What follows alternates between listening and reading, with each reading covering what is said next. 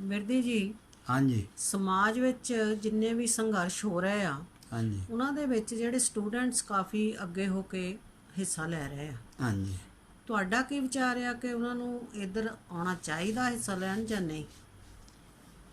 ਸਾਥੀ ਜੀ, ਜਿੱਥੋਂ ਤੱਕ ਵਿਦਿਆਰਥੀਆਂ ਦੀ ਗੱਲ ਹੈ, ਅਸੀਂ ਇਹ ਦੇਖ ਰਹੇ ਹਾਂ ਵੀ ਸਾਡੇ ਦੇਸ਼ ਦੇ ਵਿੱਚ ਜਿਹੜਾ ਹੈ, ਕੋਈ ਵੀ ਜਿਹੜੀ ਪਾਰਟੀ ਹੈਗੀ ਹੈ ਜਾਂ ਅੰਦੋਲਨ ਹੈਗਾ, ਉਹ ਆਪਣੀ ਕਾਮਯਾਬੀ ਲਈ ਵਿਦਿਆਰਥੀਆਂ ਨੂੰ ਵਰਤ ਰਿਹਾ ਹੈਗਾ। ਔਰ ਇਸ ਕਰਕੇ ਚਾਹੇ ਕਿਸੇ ਵੀ ਪਾਰਟੀ ਦਾ ਤੁਸੀਂ ਅੰਦੋਲਨ ਦੇਖ ਲਓ, ਉਹਦੇ 'ਚ ਤੁਹਾਨੂੰ ਜਿਹੜੇ ਮੂਹਰੇ ਹੋ ਕੇ ਡਾਂਗਾਂ ਖਾਂਦੇ, ਨਾਅਰੇ ਮਾਰਦੇ, ਦਰੀਆਂ ਵਿਛਾਉਂਦੇ ਜਿਹੜੇ ਉਹ ਵਿਦਿਆਰਥੀ ਨਜ਼ਰ ਆਉਣੇ ਹੈਗੇ ਆ। ਔਰ ਇਸ ਕਰਕੇ ਜਿਹੜੀ ਸਿਧਾਂਤਕ ਤੇ ਪ੍ਰਭਾਵਸ਼ਾਲੀ ਜਿਹੜੀ ਰਾਜਨੀਤੀ ਜਾਂ ਰਾਜਨੀਤਿਕ ਆਗੂ ਪੈਦਾ ਹੋਣੇ ਚਾਹੀਦੇ ਸੀਗੇ, ਉਹ ਸਾਡੇ ਦੇਸ਼ ਦੇ ਵਿੱਚ ਨਹੀਂ ਪੈਦਾ ਹੋ ਰਹੇ ਹੈਗੇ। ਔਰ ਮੈਂ ਤੁਹਾਨੂੰ ਡਾਕਟਰ ਅੰਬੇਡਕਰ ਦੀ ਇੱਕ ਗੱਲ ਦੱਸਣੀ ਚਾਹੁੰਦਾ। ਇਹ ਜੁਲਾਈ 1913 ਦੇ ਵਿੱਚ ਬਾਬਾ ਸਾਹਿਬ ਡਾਕਟਰ ਅੰਬੇਡਕਰ ਪੜ੍ਹਨ ਲਈ ਗਏ ਅਮਰੀਕਾ। ਔਰ ਉੱਥੇ ਜਦ ਪੜ੍ਹ ਰਹੇ ਸੀ ਤਾਂ ਉਹਨਾਂ ਦੇ ਜਿਹੜੇ ਗਾਈਡ ਸੀਗੇ ਪ੍ਰੋਫੈਸਰ, ਉਹ ਐਡਵਨ R.A. ਸਾਲਿਗਮੈਨ ਸੀਗੇ। ਅਤੇ ਉਸ ਵੇਲੇ ਜਿਹੜੀ ਗਦਰ ਲਹਿਰ ਵੀ ਅਮਰੀਕਾ ਦੇ ਵਿੱਚ ਜਿਹੜੀ ਹੋਰ ਦੇਸ਼ਾਂ 'ਚ ਵੀ ਤਿਆਰੀ ਚੱਲ ਰਹੀ ਸੀ। ਔਰ ਜਿਹੜੀ ਇੰਡੀਅਨ ਰੈਵੋਲੂਸ਼ਨਰੀ ਪਾਰਟੀ ਸੀ, ਉਹਦੇ ਆਗੂ ਜਿਹੜੇ ਲਾਲਾ ਲਾਜਪਤ ਰਾਏ, ਉਹ ਇਸ ਗੱਲ ਲਈ ਵੀ ਡਾਕਟਰ ਅੰਬੇਡਕਰ ਨੂੰ ਵੀ ਇਸ ਅੰਦੋਲਨ ਦੇ ਵਿੱਚ ਜੋੜਿਆ ਜਾਏ, ਕਿਉਂਕਿ ਆ ਕੇ ਭਾਰਤ ਦੇ ਵਿੱਚ ਗਦਰ ਕਰਨਾ ਹੈਗਾ। ਉਹ ਉਸ ਪ੍ਰੋਫੈਸਰ ਜਿਹੜਾ ਉਹਨਾਂ ਦਾ ਗਾਈਡ ਸੀ, ਪ੍ਰੋਫੈਸਰ ਐਡਵਨ, ਉਹਨਾਂ ਨੂੰ ਮਿਲੇ ਅਤੇ ਉਹਨੇ ਕਿਹਾ ਵੀ ਮੈਂ ਤੁਹਾਨੂੰ ਇੱਕ ਬਹੁਤ ਹੀ ਇੰਟੈਲੀਜੈਂਟ ਜਿਹੜਾ ਇੱਥੇ ਵਿਦਿਆਰਥੀ ਹੈ ਇੰਡੀਆ 'ਚੋਂ ਆਇਆ ਹੋਇਆ, ਭੀਮ ਰਾਓ ਅੰਬੇਡਕਰ ਜਿਹੜਾ ਹੈ, ਮੈਂ ਤੁਹਾਨੂੰ ਉਹ ਮਿਲਾਉਂਦਾ ਹੈਗਾ।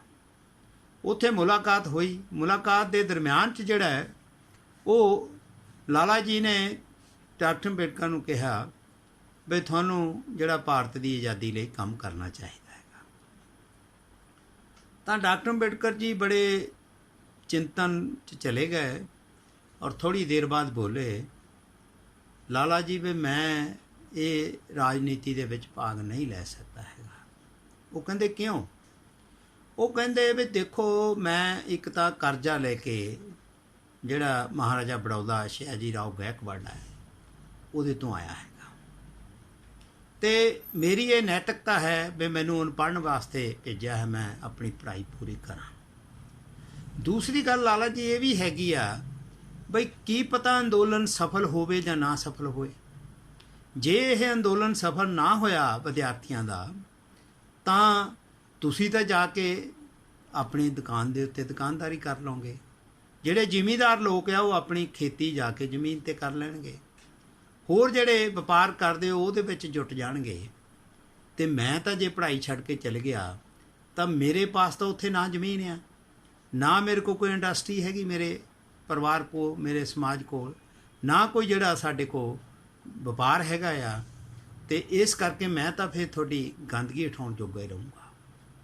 ਇਸ ਕਰਕੇ ਨਹੀਂ, ਮੈਂ ਰਾਜਨੀਤੀ 'ਚ ਉਨਾ ਚਿਰ ਭਾਗ ਨਹੀਂ ਲੈਣਾ ਹੈਗਾ ਜਿੰਨਾ ਚਿਰ ਮੈਂ ਆਪਣੀ ਪੜ੍ਹਾਈ ਪੂਰੀ ਨਹੀਂ ਕਰ ਲੈਂਦਾ ਹੈਗਾ।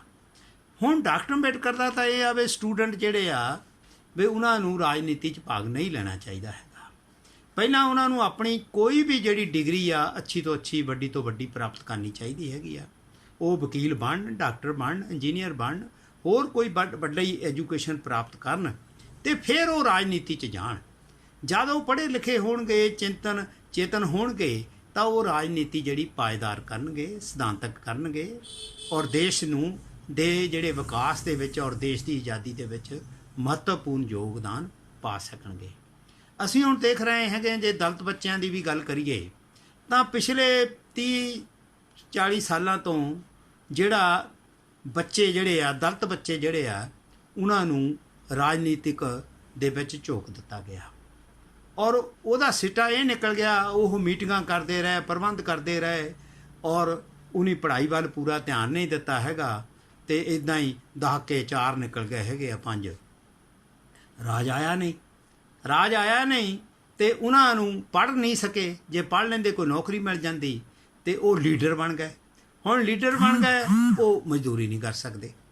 ਇਸ ਕਰਕੇ ਇਸ ਵੇਲੇ ਪੰਜਾਬ ਦੇ ਵਿੱਚ ਉੱਤਰੀ ਭਾਰਤ ਜਿਹੜਾ ਆ, ਬਲਕਿ ਤਾਂ ਉਹਦੇ ਵਿੱਚ 1 ਲੱਖ ਮੁੰਡਾ ਜਿਹੜਾ ਦਲਿਤ ਆ ਨਾ, ਉਹ ਆਪਣੀ ਸਟੱਡੀ ਦੇ ਮੌਕੇ 'ਤੇ, ਪੜ੍ਹਾਈ ਦੇ ਮੌਕੇ 'ਤੇ ਰਾਜਨੀਤੀ 'ਚ ਉਲਝ ਗਿਆ ਔਰ ਅੱਜ ਉਹ ਨਾ ਕਿਸੇ ਪਾਸੇ ਜੋਗਾ ਹੈਗਾ ਔਰ ਉਹ ਪਰਿਵਾਰ ਜਿਹੜੇ ਆ ਸਾਰੇ ਬੜੇ ਔਖਾ ਉਹਨਾਂ ਦਾ ਗੁਜ਼ਾਰਾ ਚੱਲ ਰਿਹਾ ਹੈਗਾ।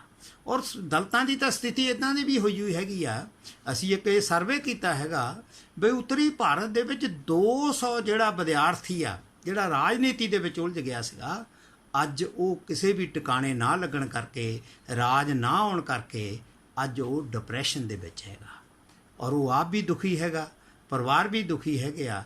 ਇਸ ਲਈ ਬਾਬਾ ਸਾਹਿਬ ਜਿਹੜੀ ਡਾਕਟਰ ਅੰਬੇਡਕਰ ਦੀ ਸਿੱਖਿਆ ਹੈਗਾ ਬਈ ਪਹਿਲਾਂ ਸਾਡੇ ਲੋਕਾਂ ਨੂੰ, ਕਿਉਂਕਿ ਸਾਡੇ ਕੋਲ ਜ਼ਮੀਨ ਨਹੀਂ, ਸਾਡੇ ਕੋਲ ਇੰਡਸਟਰੀ ਨਹੀਂ, ਸਾਡੇ ਕੋਲ ਵਪਾਰ ਨਹੀਂ, ਸਾਡੇ ਕੋਲ ਪੜ੍ਹੇ ਬਿਨਾਂ ਕੋਈ ਨੌਕਰੀ ਨਹੀਂ ਮਿਲਣੀ ਹੈਗੀ, ਤੇ ਸਾਨੂੰ ਰਾਜਨੀਤੀ ਦੇ ਵਿੱਚ ਵਿਦਿਆਰਥੀਆਂ ਨੂੰ ਨਹੀਂ ਪੈਣਾ ਚਾਹੀਦਾ ਹੈਗਾ।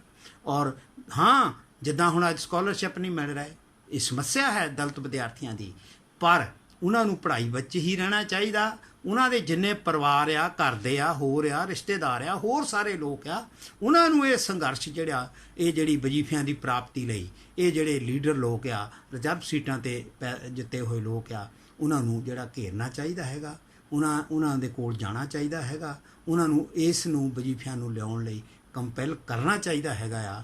ਪਰ ਵਿਦਿਆਰਥੀਆਂ ਨੂੰ ਜਿਹੜੀ ਪੜ੍ਹਾਈ ਹੀ ਕਰਨੀ ਚਾਹੀਦੀ ਹੈਗੀ ਆ। ਬਹੁਤ ਬਹੁਤ ਧੰਨਵਾਦ।